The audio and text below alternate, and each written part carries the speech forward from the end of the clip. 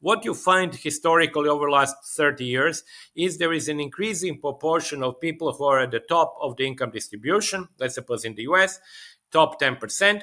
And this top 10%, there is an increasing share of them who are at the same time among the richest capitalists, so meaning the people who receive highest incomes from property, and the same people are people who receive highest income from labor.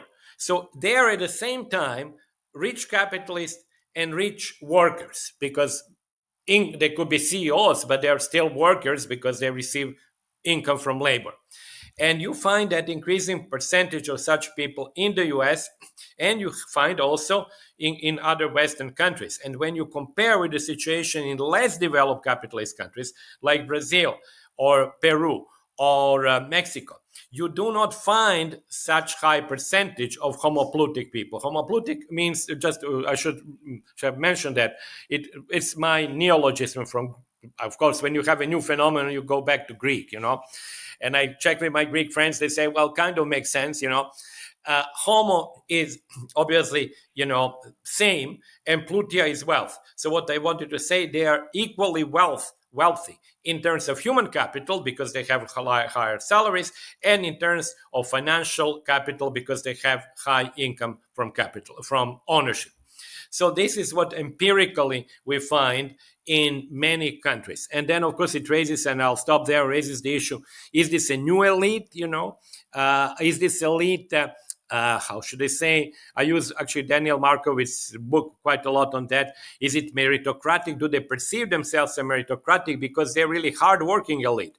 Because they say, okay, well, we are rich, but we work, many of them work actually like 60 hours a week. And they say, well, they kind of tend to forget that they're also very rich capitalists. So it has all of this stuff, plus ideological thing that obviously they are a protector of sort of private property and sanctity of private property because they are very rich capitalists on one hand, and they're rich laborers. And finally, within their own persona, they kind of transcend that historical cleavage between capital and labor. But it's only within that narrow elite part of the distribution, not among the rest. Do you think, so it's, notwithstanding the fact that it's a relatively small segment of the population, so the 19th century socialist ideal was those who work should rule. In contrast to, the kind of, as they were called at the time, the unproductive parasitic classes, the clergy, the aristocracy, and then the bosses and the capitalists who could draw income from property rather than from the labor market.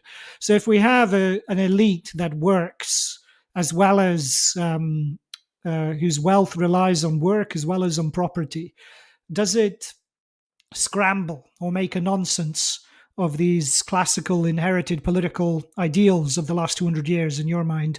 Or is it a kind of just a statistical fluke, an artifact of the demise of globalization, something like that?